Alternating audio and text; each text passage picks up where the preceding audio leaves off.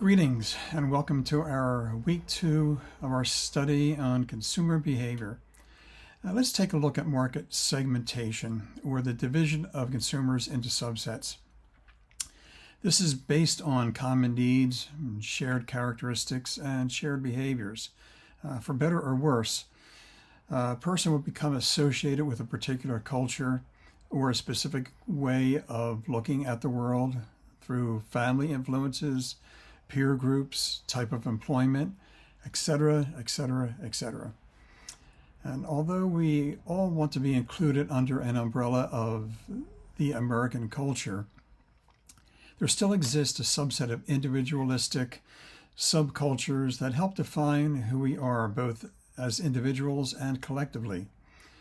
As such, marketing strategies have been developed to address these unique aspects of our society, targeting the unique nuances that exist within cultural subgroups. For example, marketing products that are geared towards the younger generation instead of the older or mature population, because the product involves a high energy, youthful component that the older generation may have little use for. So how does the market determine a segmentation strategy? Well, through the use of exploratory research and qualitative analysis. And as you may recall from our previous slide, qualitative analysis that deals basically with interviews and trying to gauge how people feel about a certain product, their level of interest, and see if it really is for them. Then once all that data is collected, marketing strategists can look and see basically the segment of the population that has more interest in the product than others that are not so interested. There may be a product that is very enticing and exciting for the older population, and the younger population have absolutely no use for it. So that's what we mean by market segmentation. It's just classifying people according to their common needs and characteristics and behaviors. Now let's move on and take a look at positioning. Okay, positioning is a result of the initial research into cultural segmentation. Through the use of various communication techniques, an advertiser or marketer will position their product in a particular way that draws attention to or the attention of a specific group of individuals. The advertiser wants to create a mindset within a target group that entices the group members to consider the product as being a necessary addition to their respective individual and collective desires. How is that done? Well, advertisements with promotional appeal, methods of distribution, Amazon Prime. Even though a lot of people do use Amazon now, it is a part of technology, and many older individuals don't trust the idea of purchasing something over the internet. They want to be able to touch it and examine it, have a tactile sensation of what that product is, or at least be able to speak to somebody who is knowledgeable about it face to face, an in-person type of situation. There's also the specificity of price and product design and uniqueness. What one group may feel that something is way overpriced, another group will believe, well, I'll pay that price because I like how it's designed. I like how unique it is to my own situation. So the key here is to create the customer mindset that the product will satisfy the particular need or want in ways that other products fail to do so. So now let's take a look at market aggregation. Market aggregation is the exact opposite of market segmentation. The advertiser or marketer does not care about specificity or uniqueness within society. The idea being a certain product will meet the needs and desires of everyone, regardless of cultural or social differences. Advertising campaigns, therefore, entail a broad blanket of covering as many aspects of society as possible, with a successful outcome being based upon a significant number of people finding worth in the product and making the purchase. In other words, they just throw it out there, a mass advertising campaign, and hopefully the return on the investment of that advertising will prove beneficial for their initial outcome of money, time, and resources. Now let's take a look at the factors influencing segmentation. Okay, now let's take a look at some of the factors influencing segmentation. Customer preference heterogeneity. The differences or preferences that exist among individuals. As preferences increase, so does the need for segmentation increase. Let's explain heterogeneity. As you know, the heterogeneity indicates a separation of components, whereas homogeneity represents a combination or combining of components. So customer preference heterogeneity is basically defining the need to consider increasing preferences.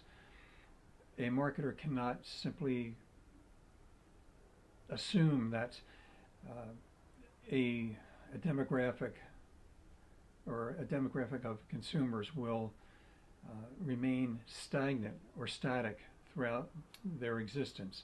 Change takes place, people change, needs change, and segmentation changes.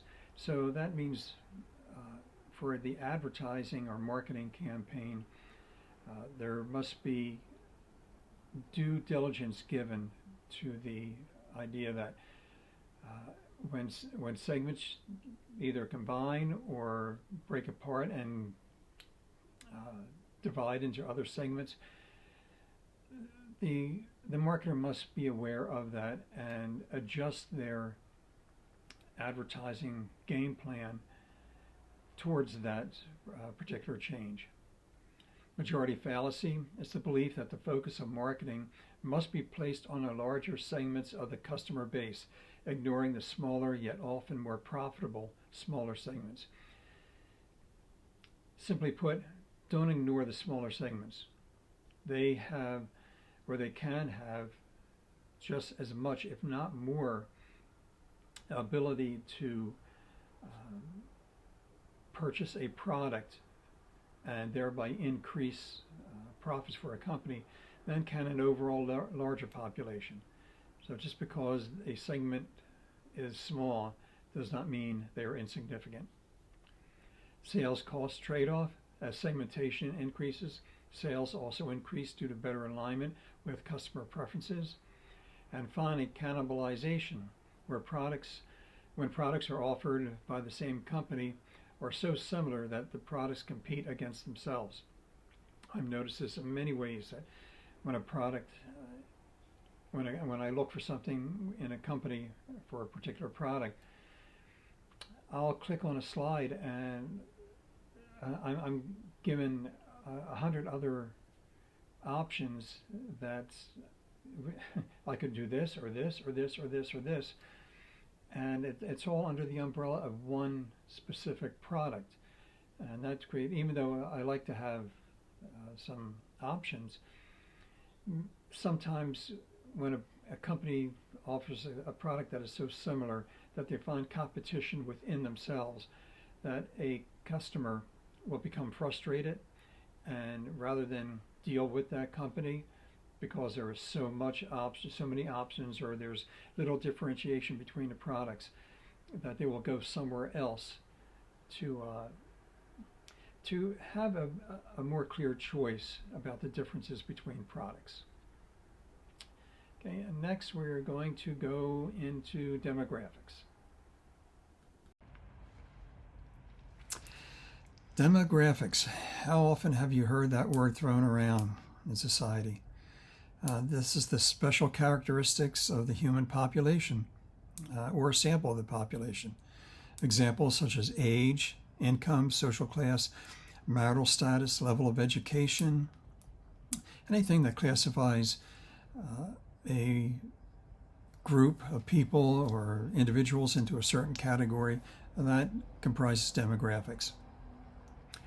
And demographics function as a primary means for segmentation due to the differentiation that exists between various component aspects of society.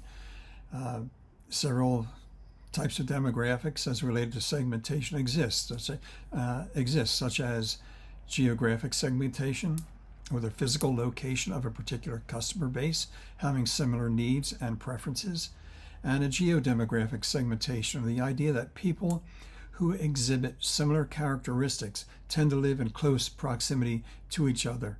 This is called zip code marketing. Now let's take a look at psychographics, which is a branch of demographics.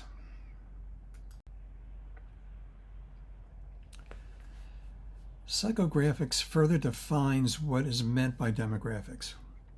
With psychographics, we are now looking at the individual specifics of that comprise a particular demographic, such as political affiliations, specialized interests, religious or theological beliefs, and general activities. And methods for identifying the characteristics associated with psychographics can be found in testing instruments such as the AOI inventory, which is Activities, Interests, and Opinions inventory. This inventory can be used to classify individual interests, attractions, and pursuits. Marketing researchers can use these methods to better analyze and identify key characteristics within societal segments, leading to a more focused and concise target marketing strategy. In other words, the better a marketer understands those unique specifics that are involved with a demographic, the better that they can gear their marketing strategy and marketing, and it's more target marketing to that particular group of individuals. Now let's take a look at the behavior-based segmentation.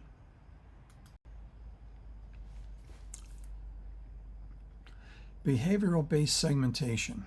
Okay, this is a classification of consumers based upon brand preference according to specific attributes, such as usage occasion, user status, rate of product usage, and loyalty. Now let's get deeper into this a little bit.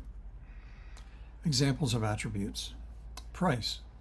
Uniqueness is based on price or perceived value, or the anxiety felt when paying more for a product than it is worth, which is perceived pain, or products are considered as being similar and a higher price is not justified, price segment, or if a brand is not available, then no substitute will suffice, brand loyalty.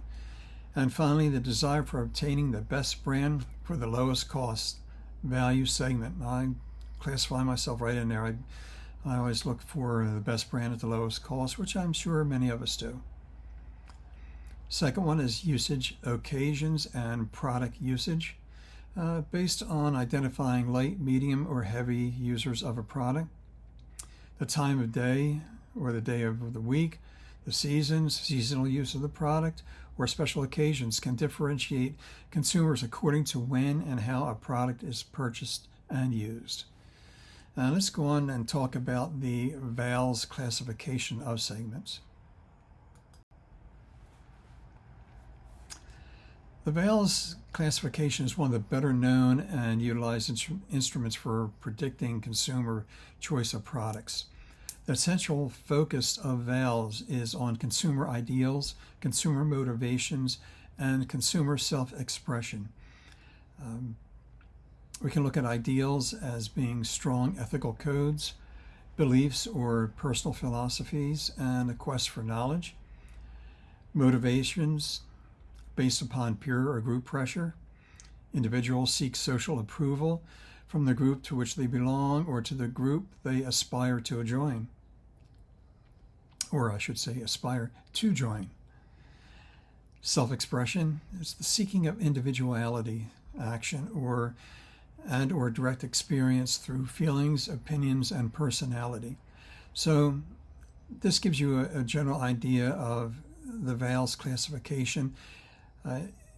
it goes into some depth within an individual's personality and how they present themselves to the world and to their own particular cultural subset. And let's take a look at perceptual mapping. Perceptual mapping. Now we're even delving deeper into the psychological aspects of consumer behavior. Perceptual mapping, this measures the way products are positioned in the minds and perceptions of customers.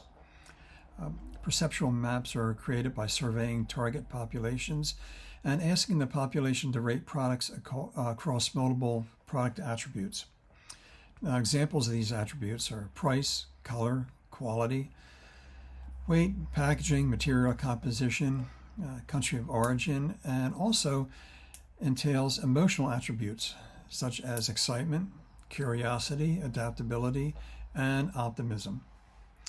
Additionally, perceptual maps allow marketers to gauge the strength of direct competitors, while also identifying companies whose similar products offer a less robust competition.